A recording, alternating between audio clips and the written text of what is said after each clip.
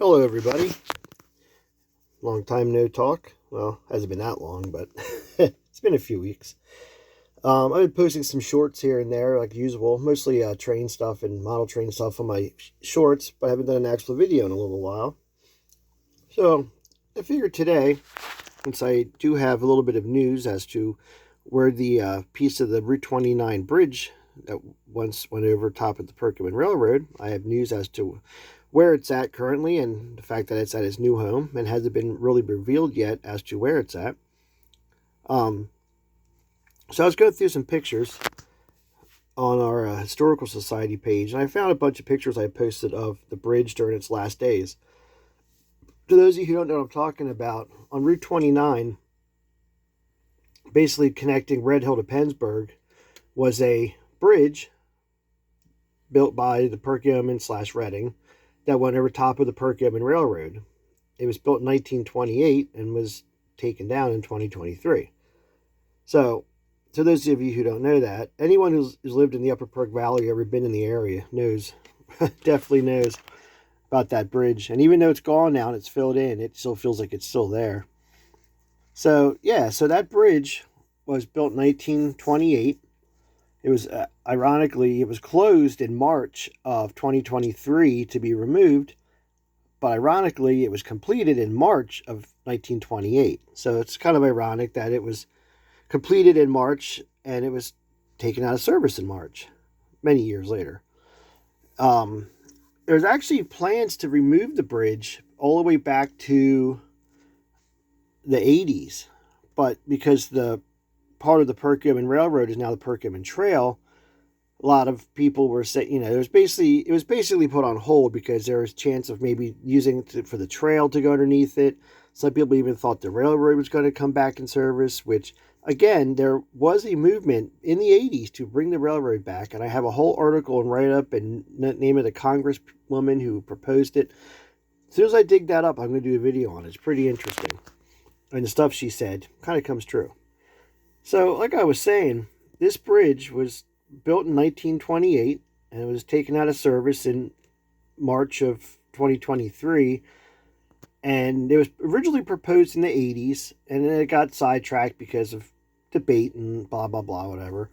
And then up into the early 2020s, they were talking about removing it again. And they were still going back and forth as to put like a walkway underneath it, fill it in, rebuild the bridge. And it basically came down to the point that the Perkiomen Trail, you've maybe heard it here first, the Perkiomen Trail will not ever continue and go all the way down the right-of-way that the county bought off the railroad. So the part that's abandoned right now, that's not the Perkiomen Trail, will 99% never be the trail. So they took the bridge out and they filled it in. As I was saying, March of 23, when they took it out of service.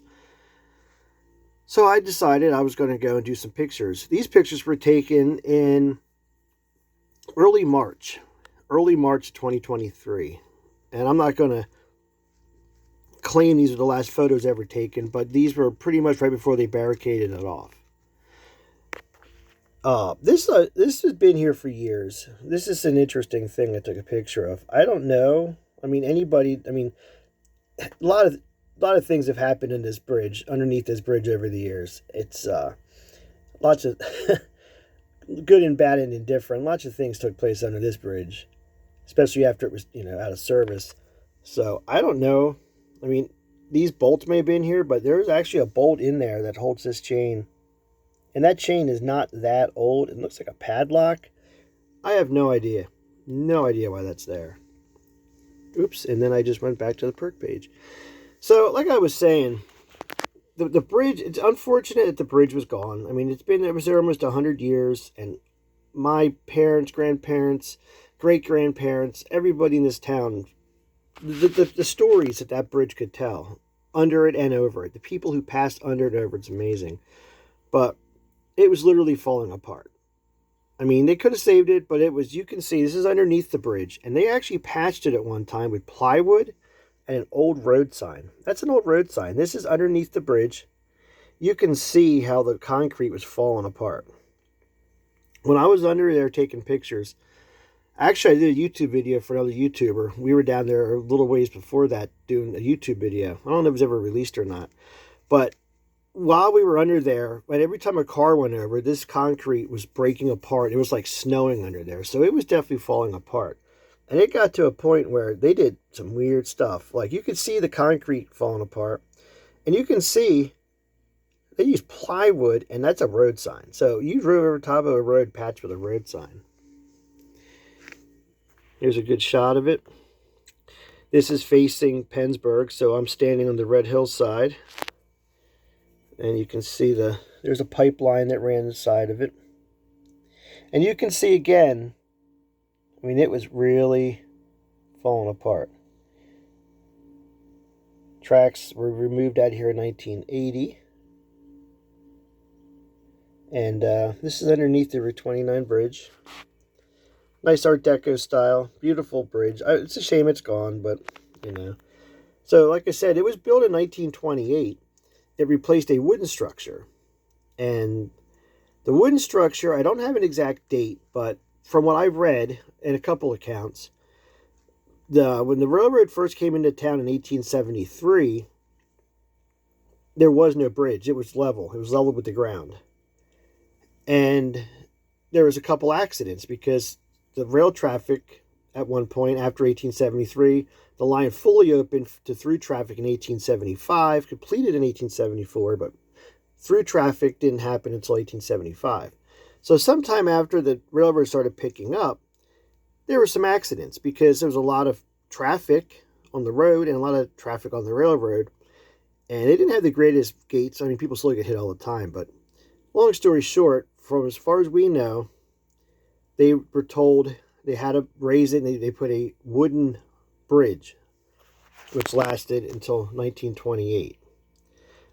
If anyone has a photo of the wooden bridge, we'd love to see it. So, like I said, originally the crossing was just flat, just regular grade crossing. And sometime, probably in the late 1800s, they put a wooden bridge in it. And then in 1928, they put this bridge, which stood until 2023. It's interesting because there's several other trestles and bridges along the Perkiomen, not road bridges really, but trestles or bridges that the trains went over, the tracks, not the road, that were made in 1928. And a couple other ones, like the one down in Southford, I think was 1918. So pretty much from the late teens through the 20s is when most of the bridges and trestles that were once wood were converted to steel and concrete. I think the one in Palm, I think that was, there's no dates down, but I think I read somewhere that was like around the same time frame. That was early 20s. That was redone. So I just found it interesting. As a kid, when the tracks were taken out of here, me and my brother and my friends used to ride our dirt bikes under here all the time. And I couldn't imagine what it was like keeping up on these rails, because ever since I was a kid, it's always been like a swamp under here. Like an absolute swamp. Here you can see there's the 1928 date stem, which I'll get to at the end of the video. These, I never realized it until later. Well, actually, you can't really see it here, but you can see again how much it was falling apart. People put an old tree up there. I'm not naming names, but a friend of mine, I don't know if he's on YouTube, but he made comment. He likes to tell the story. Back in his 20s, he actually lived up in there. He actually had a little shelter he made up in there. You can see that piece of I-beam. You get to see what it looks like. Of course, graffiti. There was always graffiti in here, but once those housing development was built next to it, the graffiti got a lot worse. I got a picture somewhere of me when I was like 12 sitting up there, sitting up on that ramp. So you can see, like I said, it was definitely falling apart. It wasn't aging well. Here, this is facing, that's Reed sign. You can see Reed signs. You can see, that's facing the Red Hill area. There's a drainage. I'm not sure where that drain came from. But there's, like I said, there's a lot of stuff going on under here. I ain't even going to get into it. Here is something I didn't notice until recently, until I was under here the last time. There is some type of, looks like a jointed bridge brace or strut, almost like almost like something they used to put on bridges for earthquakes or something. It's quite interesting. I never noticed it. It's right on top of the wall where the flat part of the roadbed goes across for the road. I don't know if that was added later, and I don't know. It's interesting. I've never seen anything like that before. I didn't notice it until the end. Throughout my lifetime, I spent a lot of time riding underneath it on my dirt bike or just going down and exploring. So I've been under here quite a bit in my life. Here's the side, like where the truck lot would be. This is the other date stone. This date stone has been destroyed, lost to history. I don't know if it ever said Reading on the side here. It looks like there was writing on it. It was definitely green. But this was just facing, basically, there used to be a farm. There used to be a farm on this side, right in this area. The Ford truck lot, you know where the Ford truck lot is, that's right in there. Right in there now. So you can always tell the side that's facing the truck lot always had this metal barricade on. The other side didn't have it. Because the other side had the sidewalk. This side didn't have the sidewalk. Now here's something which is amazing me. And I really wish somebody could help me out here. Like I said, I've been over this bridge. If I had $1 for every time I went over this bridge, I'd be a millionaire. And I spent a lot of time underneath it, exploring it. Really cool that these steps were on. Most people in town would drive over this bridge and never even realize those steps were there. I've heard different stories as to why the steps were there. None of it makes sense. But what else I noticed, which I can't believe I never noticed this until after the bridge was gone and I was looking at these pictures. But it appears underneath the steps, there's a door that went somewhere underneath that bridge. So there was a room of some sort. I can't believe I never really noticed that. I'm sure it's a door, and I'm just noticing it now. If anybody knows anything about that or would ever been inside there, I would love to know. But again, I'm not sure why these steps were on the side. This was the side where the Ford truck lot is, and there was a farmhouse and a little farm back there at one time. And someone told me that was to get down, for people to get down to the farm. I don't think they would have done that, because all you could do is walk down the edge of the bridge and you can walk right on the flat. So I don't know. But again, I didn't know it until afterwards, after it was already gone. I was going through my pictures and I seen that appears to be a door. Which, growing up in this town and being around this bridge ever since I was old enough to know what a road was, and I've never noticed that and never really got close. I walked down the steps before, but I'd always walk, like right in this area is where it was like the open. I wouldn't really walk up in there. Yeah, live and learn. Here's another shot from about where the truck lot would be.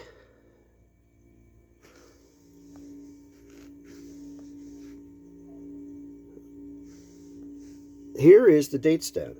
For those of you who don't know, this section, the square section, was cut out with a lot of very great cooperation from PennDOT, and that date stone was donated to my historical society. After trying to find a home for it for a couple years, after living on my motorcycle trailer for over 2.5 years, it now has a home.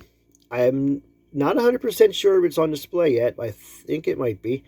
It is at the Pennsburg Borough Building. Heard it here first. The building where the Upper Perk Police Department is. I think it's 5th Street or 4th Street. I forget. In Pennsburg. It used to be the Upper Perk or Pennsburg Civic Building. It was called. It had like a stage and basketball court, and they used to have concerts and dances in there. Now it's like offices and stuff for Pennsburg Borough. So if you know where the Pennsburg Borough Building is, offices are above the police station in Pennsburg. It's in the doorway when you walk inside. That's where it's on display. I can't swear it's already on display. I dropped it off about a month ago, so it may or may not be on display. But anyway, so that is the only piece left of this bridge, and our historical society owns it, and it is on display in Pennsburg. Here's a shot. This was, if you know what a professional pharmacy is, I walked down the parking lot. Now, I always look at old abandoned right-of-ways and old abandoned railroad stuff, and I just picture what was.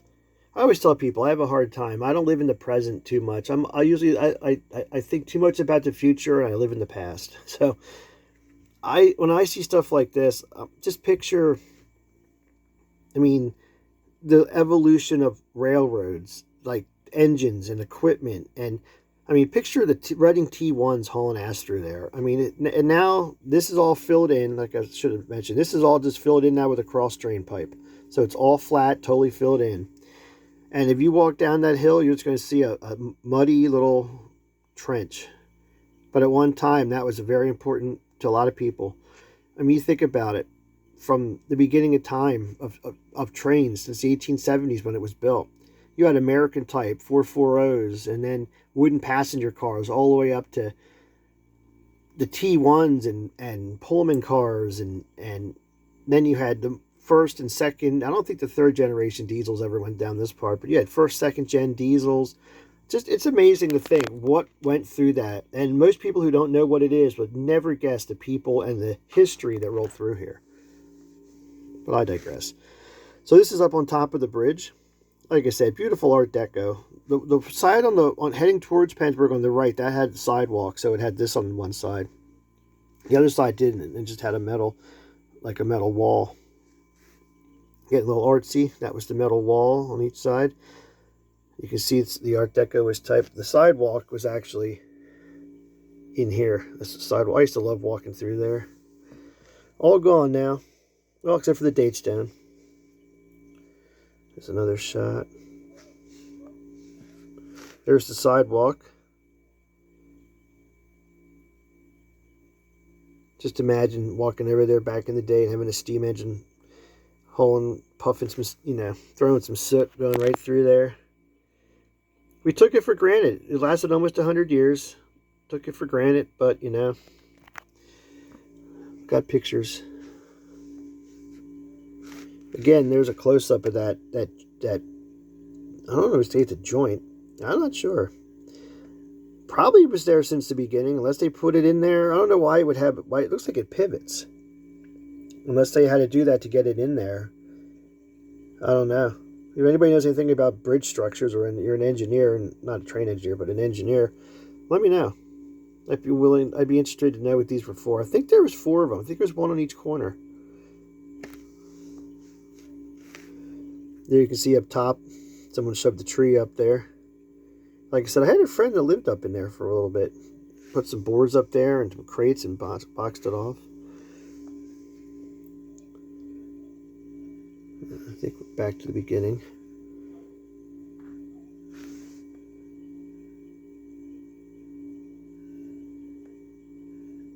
No, I'm not even sure what that...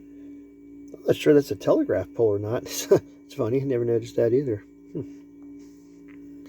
Yeah, you could see it turned into a dump over the years. There's the date stone. Again, like I said again, it's in Pennsburg. Pennsburg Borough Building. And then we're back into our pictures. So, yeah. Well, thanks for checking this out. I'm not sure if it interested anybody or not, but thanks for checking this out. I'd like to do some stuff like this, go through some slides, and maybe like live stream. I want to do a live stream of some sort. If anybody has an idea or thinks my idea of a live stream would work, let me know, because I'd like to do a live stream. Maybe go through just a bunch of different slides, and we could, people can ask questions. We can talk about different things along the perk, stuff like that. And like this, we could just go through slides. And this was the T1 during the Touch of Dutch special during the Iron Horse Rambles, sitting in Schwanksville. We could just, there's the 425, we could just sit here and discuss stuff and chat and hang out. Anyway, I say anyway a lot, but anyway, thanks for checking it out, and I'll see you next time.